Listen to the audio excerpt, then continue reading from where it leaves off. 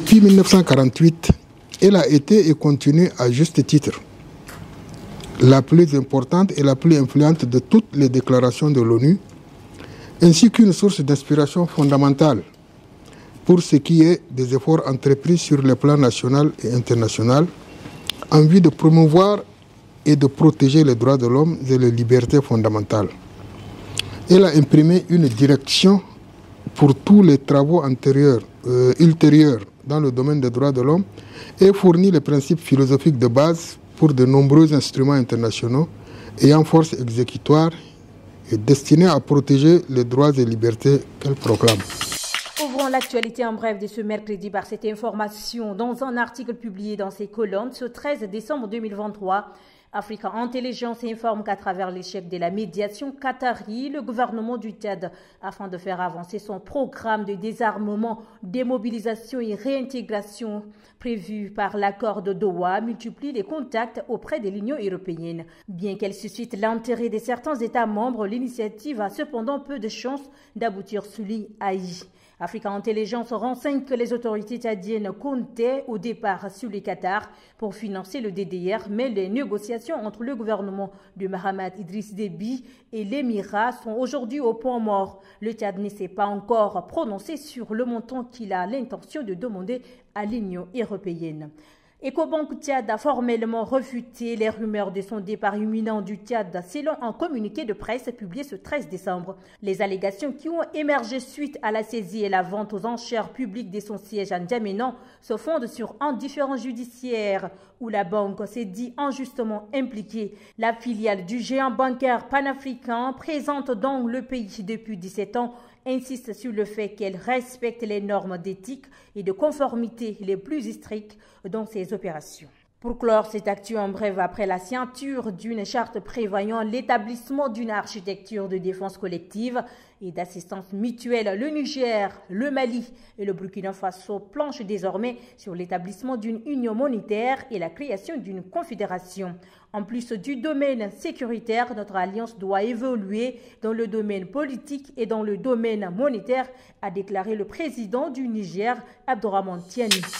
C'est dans le cadre du référendum constitutionnel prévu pour ce 17 décembre que le Haut Conseil des experts électoraux africains ont par une note invité les Tchadiens aux urnes tout en les sensibilisant à exercer l'amour envers leurs prochains.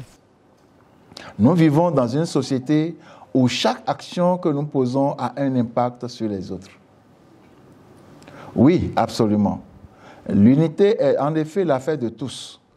Lorsque nous parlons d'unité, nous faisons référence à un état de solidarité, de coopération et de compréhension mutuelle entre les individus, les communautés ou les nations.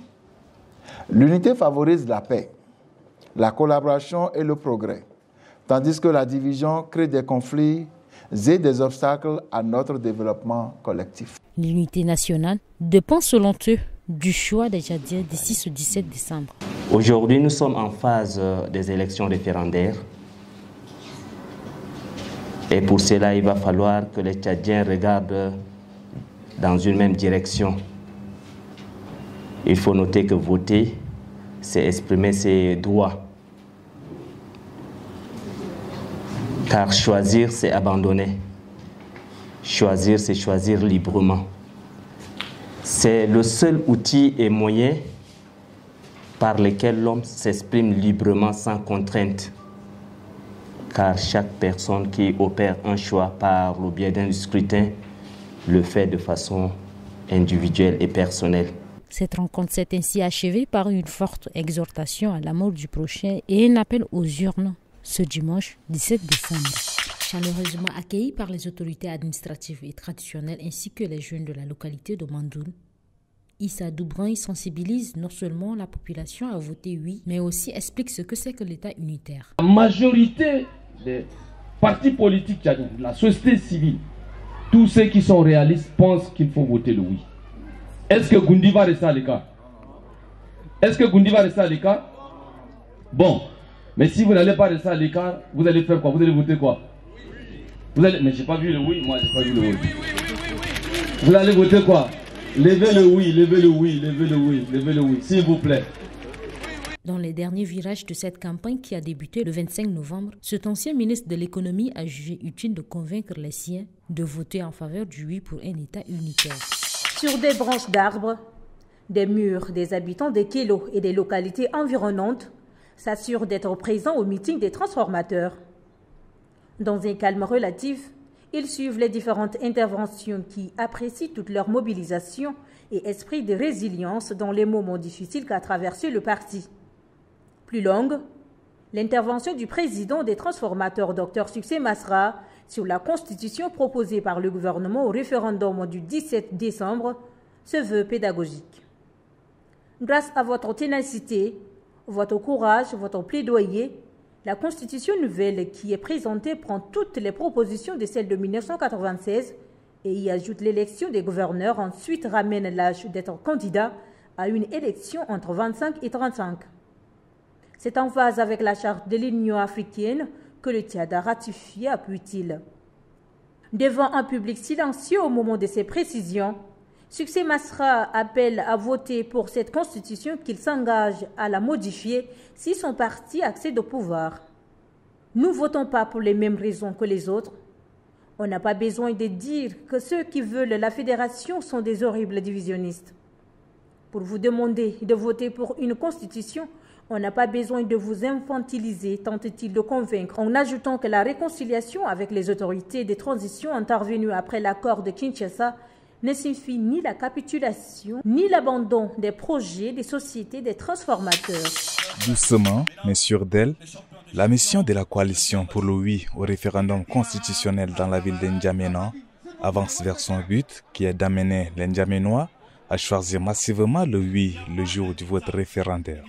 C'est mardi, c'est dans le 4e arrondissement que la mission s'est posée et son discours ne change pas pour faire voter le oui afin que vive l'État unitaire, car notre pays est indivisible et l'État unitaire est le garant de l'uniformité des législatives et de l'efficacité dans la prise de décisions nationales, soutient Haroun Ramad, maire du 4e arrondissement, par ailleurs sous-directeur de campagne de la commune du 4e arrondissement, qui ajoute que dans sa circonscription, 90% des cartes d'électeurs sont déjà retirées. Tour à tour, les alliés du mouvement patriotique du salut dans cette lutte référendaire se sont succédés pour défendre l'État unitaire dans un arabe dialectal. Ces meetings préparent la fin de la tournée de la coalition pour le oui dans la ville d'Njamena.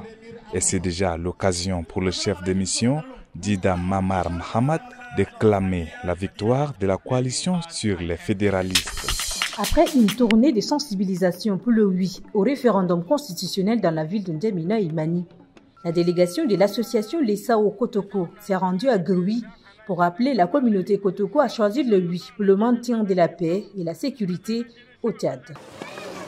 Dans cette phase de mutation politique, la forme la plus appropriée est l'État unitaire fortement décentralisé pour consolider l'unité et la réconciliation nationale indispensables pour la coexistence pacifique et le bon vivre ensemble. C'est le sens de l'accord de Doha de politico-militaire pour un Tchad nouveau où il fait bon vivre. Dans cette phase de transition, toute autre forme de l'État à l'heure actuelle ne peut que précipiter le pays dans le chaos et la partition de la République. Disons donc tous ensemble oui et oui. Cette initiative, selon les organisateurs, a permis à la population de Goui de comprendre les enjeux de la fédération et les avantages de la forme de l'État unitaire vulgarisée par le gouvernement.